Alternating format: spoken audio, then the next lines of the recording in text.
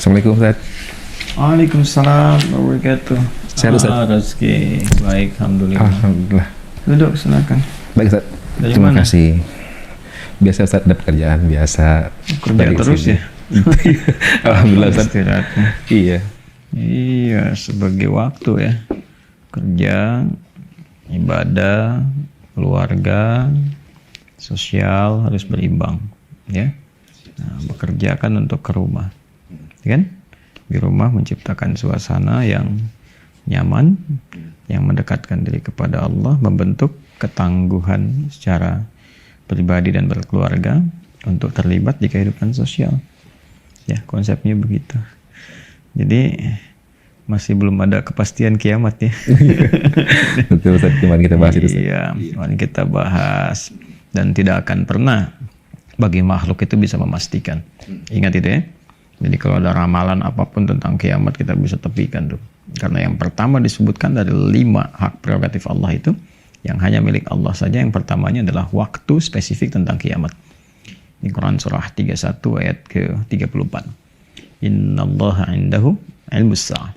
Hanya milik Allah pengetahuan tentang kapan terjadi kiamat, sampai detiknya, menitnya, jamnya, tepatnya. Ya. Itu tahun 90-an itu ada ramalan bahwa kiamat akan terjadi tanggal 9 bulan 9 tahun 99.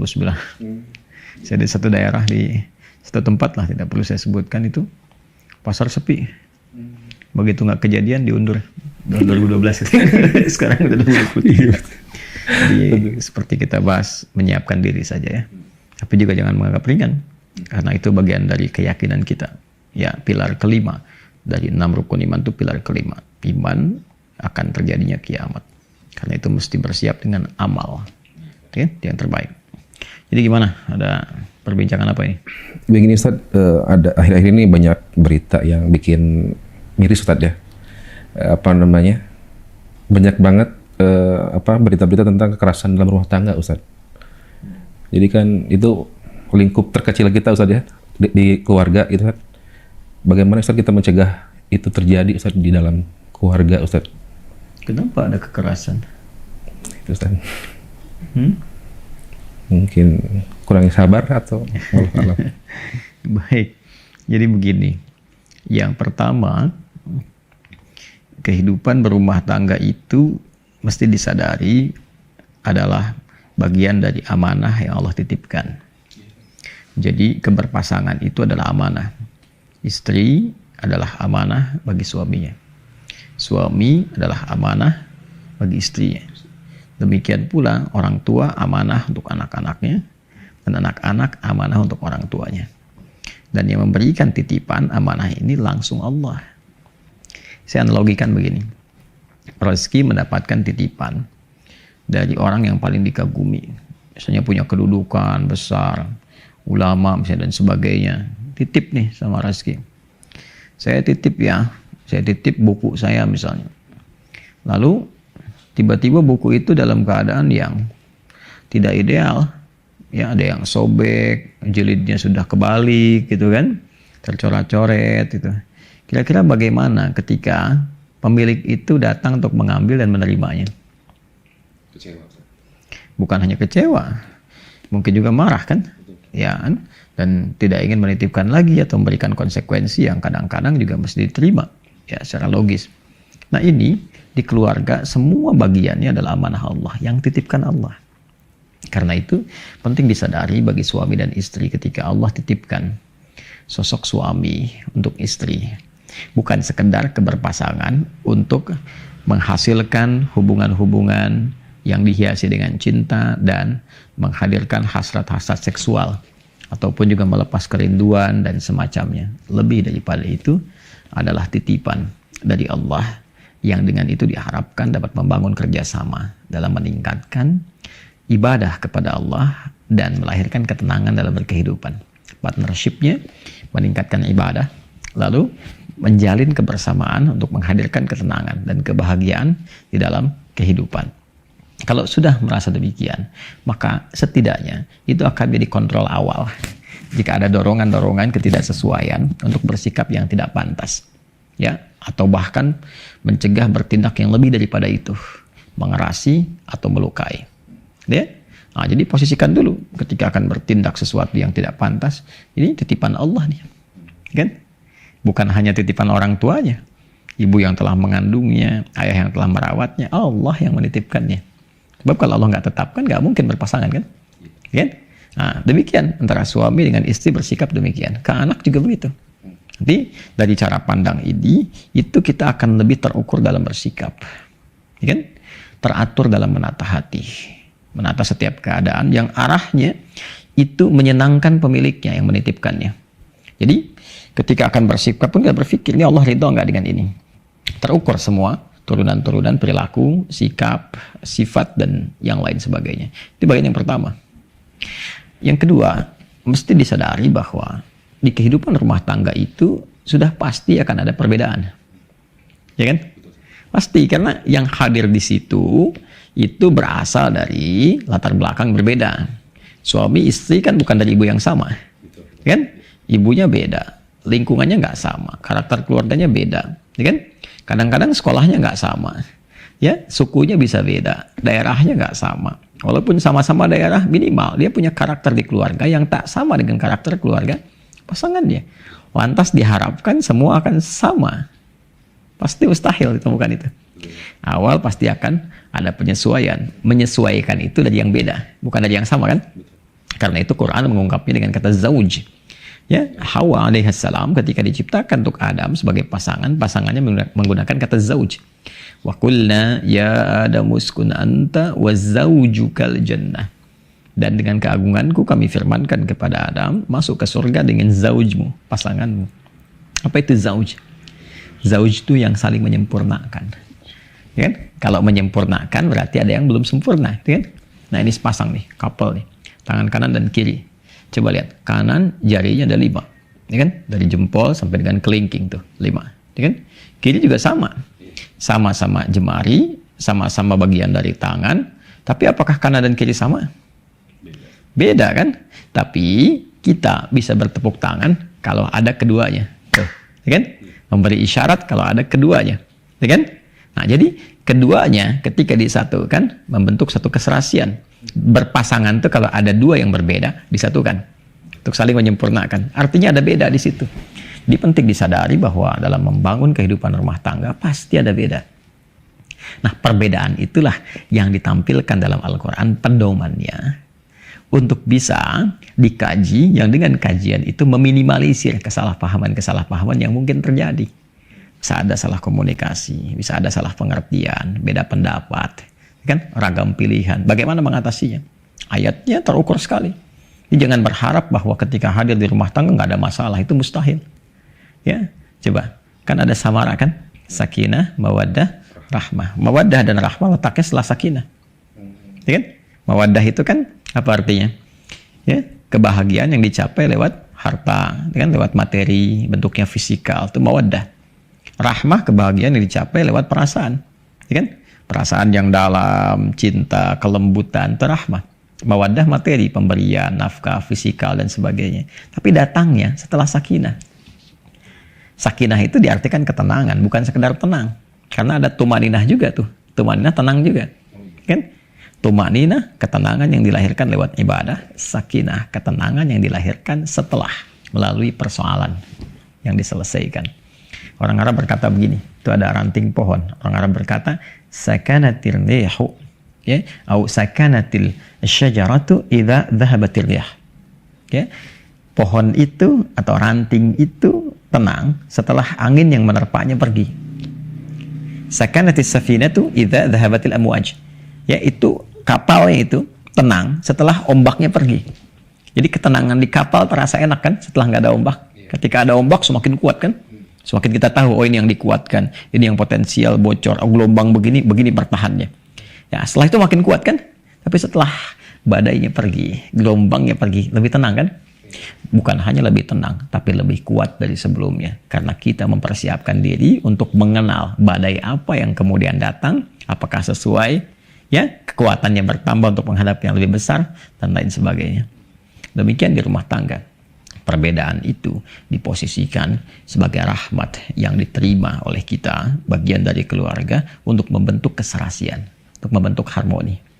Karena itu, lihat itu amanah dari Allah. Sadari bahwa setiap keputusan pasti akan terlahir dari dasar-dasar perbedaan pada umumnya. Ya kan? Nah, setelah itu, pelajari cara menyelesaikannya. Maka turun Quran surah keempat An-Nisa misalnya. Ayat ke-34 sampai 35. Ya kan? Dari mulai tanggung jawab laki-laki apa, istri apa sebagai perempuan, suami apa, istri apa. Lalu kemungkinan ada persoalannya apa. Dari mulai saling menasihati, saling menyadari, ya, saling merelakan dalam kebaikan, memberi pelajaran yang baik-baik. Sampai ketika, ini poinnya, ada hal yang paling rumit pun, yang berpotensi melahirkan dorongan-dorongan untuk berbuat sesuatu yang tak pantas. Ya kan? Maka ada ayat 35 itu. Wa in khiftum shiqaqa bainihima fab'athu hakaman min ahlihi wa hakaman min ahliha. Kalau ada situasi yang kemungkinan akan memecah di antara suami istri, bahkan bertindak yang tak pantas, cari hakim dari keluarga. Ya, bukan menulis di media sosial, ya kan? Atau dikemas dalam entertain, kan? Atau entertainment misalnya, infotainment dan sebagainya, tidak. Ya, nah, bahkan Nabi mengatakan kalau ada masalah di malam hari, jangan terungkap di siang harinya, selesaikan dulu. Nggak bisa berdua, libatkan. Makanya ada wali. Makanya tanggung jawab wali itu bukan hanya menjadi saksi atau menikahkan dalam konteks akad, tidak, tapi juga mendampingi dalam perjalanan kehidupan rumah tangga supaya bisa setidaknya memberikan tuntunan, pedoman, solusi saat dibutuhkan. Maka cari orang bijak di lingkungan keluarga, dari pihak istri, dari pihak suami, untuk memberikan masukan, menyadarkan kalau keduanya punya kesadaran yang positif untuk memperbaiki diri. Yurida islaha yuwaffiqillahu bainahuma. Allah berikan taufik nanti untuk memperbaiki lebih baik lagi. Ya.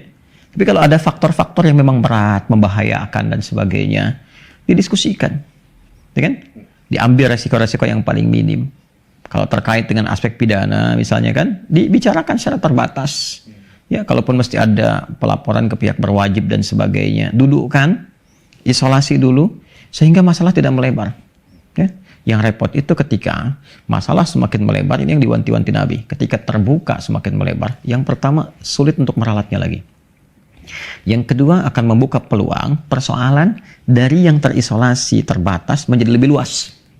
Kemana-mana akhirnya. Diungkit yang tidak ada hubungannya. Ini begini, ini begitu. Dulu juga begini, dulu begitu. Yang tidak ada hubungan sama sekali. Dan pada akhirnya, ini yang paling dikhawatirkan, akan saling berbalas. Ketika ini terbuka, merasa kehormatannya direndahkan, kan? Lalu ini berbalas, dan konfliknya akan meluas. Keluarga ini datang, kan? Kalau kepentingan media kadang-kadang seperti itu. Bad news is a good news. Yang jelek jadi sesuatu yang bagus kan untuk rating dan sebagainya. Sedangkan rumah tangga itu bukan konsumsi publik. Ya, ranah private yang memang membutuhkan solusi-solusi untuk berkebaikan.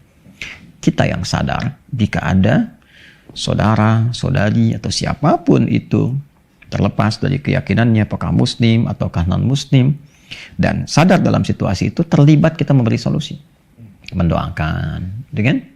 Kalau dibintai misalnya, ya konsultasi atau konseling disitu, berikan solusi yang positif. Bukan memperluas, memperbanyak masalah. Jadi memberikan solusi, lebih ke arah itu. Nah, insya Allah kalau niatnya baik, sadar bahwa pasangan titipan, sadar bahwa ada latar belakang perbedaan-perbedaan, tentu insya Allah akan lebih bijak dalam menyikapinya. Nah, untuk bijak itu mesti belajar. Makanya kurikulumnya lengkap di Quran, di hadis lengkap. Nah, nanti di situ istri memulai baik, suami memulai baik, maka at-tayyibatu lit-tayyibin. Baik akan ketemu baik. Ya, at-tayyibuna lit-tayyibat. Jadi suami baik ketemu istri baik ketemu suami baik. Untuk menjadi baik, dua-duanya mesti berusaha menjadi baik. Itu spiritnya Quran surah ke-24. Cahaya surah An-Nur di ayat ke-26. Ya. Nah, saya kira insya Allah kalau sudah seperti itu, nggak akan ada lagi KDRT, KDRW, dan lain-lain sebagainya. Saya kira begitu ya. Nah, mudah-mudahan Allah rahmati, Allah ridai, dan Allah jadikan setiap kehidupan rumah tangga siapapun, baik kita ataupun orang-orang sekitaran kita, dibahagiakan oleh Allah, ditenangkan, diberikan mawaddah, diberikan rahmah, yang dengan itu mampu mendekatkan diri kepada Allah lebih baik dan mendapatkan keringanan dalam hisab. Amin, amin. Saya kira itu ya. Siap, Ustaz. Sangat lebih dari cukup, Ustaz. Insyaallah. Jadi lagi? Mau pulang dulu, Ustaz. Alhamdulillah. Jangan lupa ya. Siap. Baik, ada yang menunggu ya di rumah. Betul, Mudah-mudahan Ustaz. baik semuanya. Terima kasih banyak. Syukran Ustaz. Jazakallahu Baik, khairan. baik. Assalamualaikum Ustaz. Assalamualaikum warahmatullahi wabarakatuh. Allahumma shalli ala sayyidina Muhammad.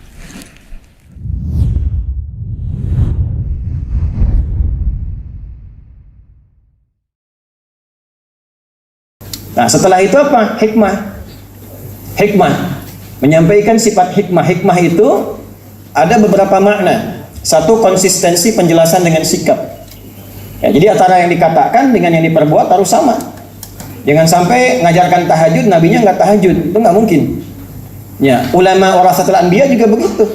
Ngajarkan muridnya tahajud, dianya tahajud. Ngajarkan muridnya dekat dengan Quran, dianya baca Al-Quran. Nah, itu hikmah. Nah, yang kedua, hikmah itu puncak ilmu. Puncak ilmu itu sifat bijak yang mengerti objek dakwah. Ke orang tua bagaimana, ke kalangan awam bagaimana, dengan para ulama bagaimana, sikapnya tidak sama. Nah, dari tiga ini yang keempat, inilah intinya. Jadi saya nerangkan kurang lebih hampir 15 menit, ingin mengembalikan ke pembukaan kita tadi yang berkah yang kata Ibu Amin tadi itu. Ya. Wa yuzakkihim. Dan tiga ini menunjuk pada satu tujuan, membersihkan hati supaya jadi pribadi yang baik. Karena intinya di sini Bu, Pak, kalau ini baik, semua bagian tubuh kita baik. Idza salahat salahal jasadu kullu wa idza fasadat fasadal jasadu kullu. Ala wa hiyal qalbu. Jadi di sini di dalam jiwa kita. Nah, itulah sebabnya disebut dengan tazkiyatun nafas, bagaimana membersihkan sifat-sifat buruk dalam sini. Sebab bagi tubuh kita itu, bagian luar ini, itu bagaimana hatinya. Ya. Marah itu kan mata melotot, mulut mulai mengacau, tangan bersikap kasar karena suasana hati. Ya kan? Karena ada sifat iri, keluar ekspresi yang tidak bagus. Karena dengki, keluar kata-kata kotor. Kan di sini. Innan nafsa la'ammaratun bisu illa ma rahima rabbi. Quran surah 12 ayat 53. Keadaan jiwa itu kalau nggak terkendali, yang keluar sifat buruk. Nah, tugas Nabi mengajarkan lewat Quran, lewat hadis, dengan hikmah memperbaiki hati. Kalau sudah hatinya bagus, akhlak keluar. Akhlak itulah identitas kita sebagai makhluk. Penciptanya Allah disebut Khaliq. Quran surah 15 ayat ke-28, Inni khaliqun basyara. Kita yang tercipta sebagai makhluk, sifat bawaan penciptaan kita namanya akhlak. Supaya akhlak keluar, harus digali lewat apa? Lewat ibadah. Dalilnya apa? Al-Quran. Caranya apa? Hadis. Prakteknya apa? Sunnah. Jalannya bagaimana? Hikmah. Lahirnya apa? Akhlak. Nah, saking pentingnya ini didahulukan jawabannya. Jadi begitu Nabi Ibrahim, Nabi Ismail itu berdoa, dijawab kemudian di era Nabi Muhammad dilahirkan. Ini dahsyatnya Nabi Muhammad. Tadi minta berapa Nabi Ibrahim, Nabi Ismail? 4. Jawabannya 5, Bu. Inilah keistimewaan Nabi Muhammad. Diminta 4 oleh 2 Nabi mulia, Allah jawab 5. Ada lagi yang begini, Nabi lain minta dikasih, Nabi Muhammad gak minta diberi. Kenal Nabi Musa, Bu? Saya bilang kenal. Nabi Musa itu minta sama Allah sebelum ke Fir'aun, berdoa supaya dilancarkan lisannya, dilapangkan hatinya. Maka beliau berdoa di surat Taha, Rabbi syrahli wa yassirli amri wahlul 'uqdatam yafqahu. Perhatikan, Rabbi syrahli sadri. Beliau minta dikabulkan. Nabi Muhammad gak minta, turun ayat, alam nashrah laka sadrak. Sempurna kalimatnya. Rabbi syrahli, alam nashrah sadri laka sadrak. Minta wa yassirli, Nabi Muhammad walu yassiruka lil yusra. Nabi Muhammad SAW. Nabi Ibrahim, Nabi Ismail alaihi wassalam berdoa minta 4, Allah menyempurnakan, jawab 5. Al-Baqarah 129, jawabannya Al-Baqarah 151. Perhatikan jawabannya. Permintaannya Rabbana wab'ats fihim rasulan minhum. Dijawab kama arsalna fikum rasulan minkum.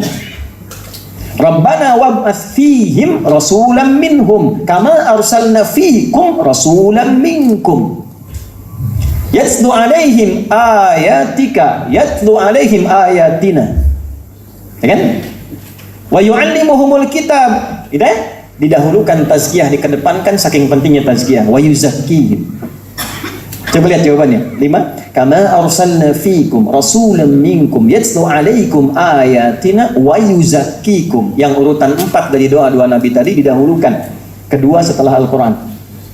wa yu'allimukumul kitaba 3, wal hikmah 4, 5, wa yu'allimukum ma lam takunu ta'lamun. Jadi bukan hanya 4, yang kelimanya mengajarkan apa yang kita belum tahu. Itu diantara mukjizatnya. Mana ada zaman pada saat itu tinggal di tempat yang sangat jauh, di tengah-tengah, tidak ada peradaban, kok bisa menginformasikan tentang perkembangan janin. Ya, di dalam perut seorang ibu, di dalam rahim. Ya, di surah ke-22 ayat 5 itu kan dijelaskan. Ya, kemudian dirinci di surat Al-Mu'minun bagaimana keadaan ya, janin itu berkembang dan sebagainya. Itu bagaimana bisa menjelaskan itu? Ya, nanti Romawi akan dikalahkan. Alif Lam Mim ghulibatir Rum. Romawi akan kalah, perangnya belum kejadian. Kan sesuatu yang tidak mungkin, belum terjadi sudah diisyaratkan. Wa yu'allimukum ma lam takunu ta'lamun. 5. Tapi poin saya adalah dari 4 yang dimohonkan itu, tazkiyah dimohonkan nomor 4 oleh Nabi Ibrahim dan Nabi Ismail, oleh Allah dimajukan nomor 2 setelah Al-Quran. Yatslu alaikum ayatina wa yuzakkikum. Ingin memberikan kesan bahwa sebaik-baiknya orang ngaji, seistimewa-istimewa orang ngaji itu bukan yang hafalannya paling banyak, bukan yang bacaannya paling merdu, tapi bagaimana yang dibaca itu merubah dirinya menjadi lebih baik. Itu maksudnya. Nah, ini nanti ditafsir di Quran surah 35 Fatir di ayat ke-32. Thumma awrafnal kitaba alladhina istafayna min ibadina faminhum zalimun li nafsi wa minhum muqtasid wa minhum sabiqun bil khairati biiznillah dzalika huwal fadlul kabir. Anugerah terbesar ahli Quran itu bukan saat hafal 30 juz dengan hafalan yang mutqin, bacaannya bagus, atau yang ngaji yang ustadznya istimewa, jemaahnya bagus, banyak dan sebagainya, bukan itu. Yang istimewa itu adalah yang setiap ayat dikaji bisa merubah orangnya menjadi lebih baik dari sebelum.